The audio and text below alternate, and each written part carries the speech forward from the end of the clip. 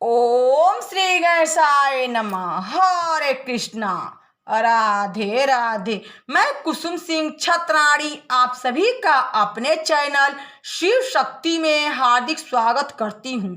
आज मैं आप लोगों को शिव महापुराण के चतुर्थ कोटि रुद्र संहिता के 16वां अध्याय की कथा सुनाने जा रही हूँ। महाकाल ज्योतिर्लिंग उत्पत्ति और महिमा वर्णन।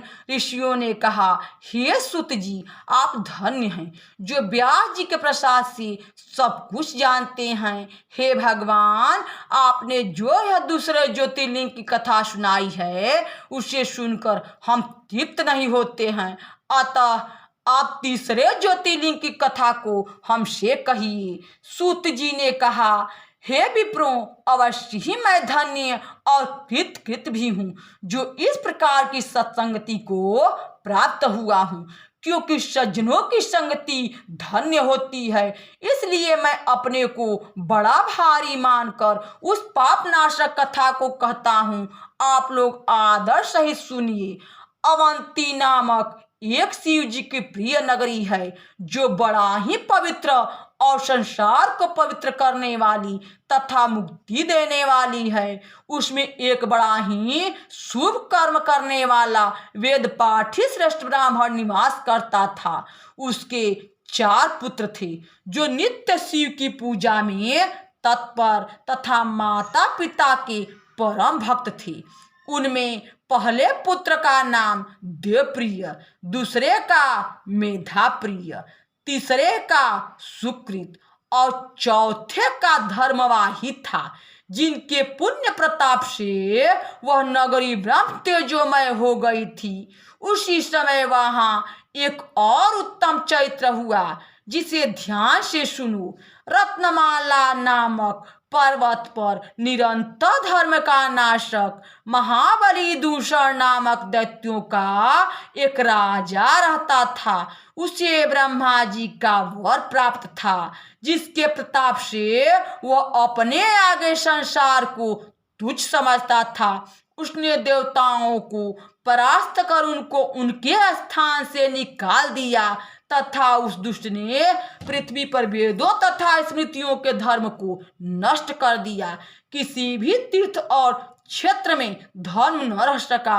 अवंती नगरी बड़ी रमणीय दिखती थी, इसलिए उसने अपनी विशाल सेना के साथ उस पर आक्रमण भी कर दिया और वहां के निवासी वेद्यज्ञ ब्राह्मणों को बड़ा कष्ट दिया और अपने 4 दैत्यों को बुलाकर उन्हें यह आज्ञा दे दी कि जैसे भी हो इनका वैदिक धर्म छुड़ा दो और ऐसा करो कि जिसमें वे मेरा कहना मानने लगे।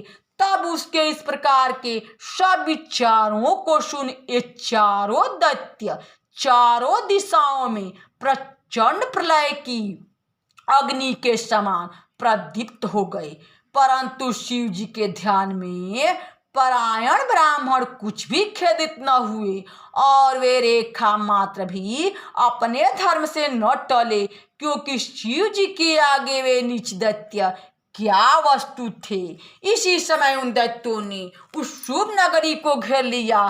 चारों ओर दैत्य ही दैत्य दिखाई पड़ने लगे।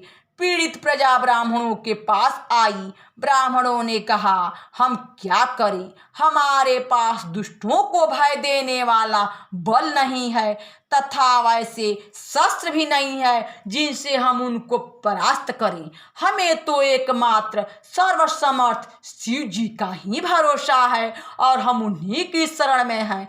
हम तो केवल इतना ही जानते हैं कि जब संसार में सामान्य मनुष्य के आश्रित रहने वाले का भी अपमान नहीं होता, तो शिव जी के आश्रित का तो कहना ही क्या है।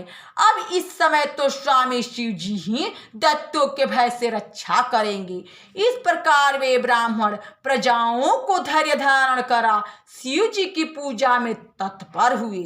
इसी समय दूषण नामक दैत्य मारो मारो कह अपनी सेना सहित उन पर टूट पड़ा, परंतु वेद प्रिय के पुत्र ब्राह्मणों ने उन दैत्यों का वचन नहीं सुना।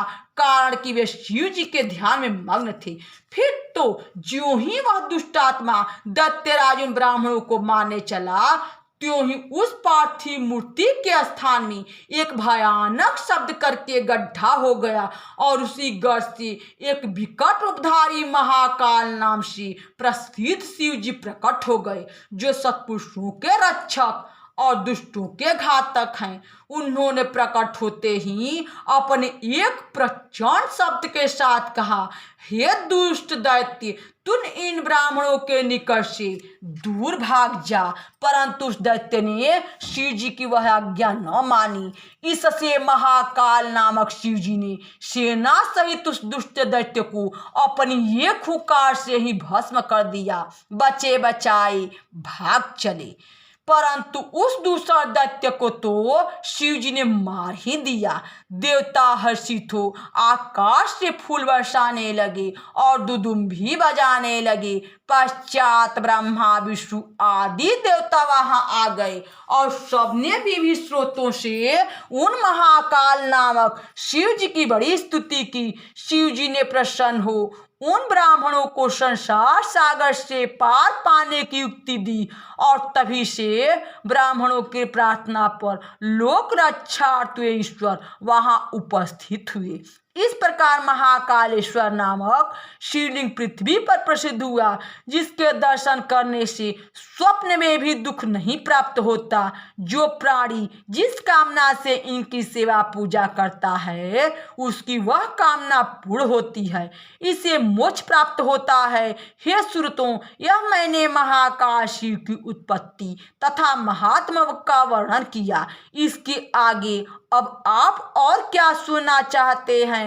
यहाँ शिव महापुराण के चतुर्थ कोटि रुद्र संहिता के 16वां अध्याय की कथा समाप्त हुई। बोलो शंकर भगवान की जय। हरे कृष्णा। राधे राधे।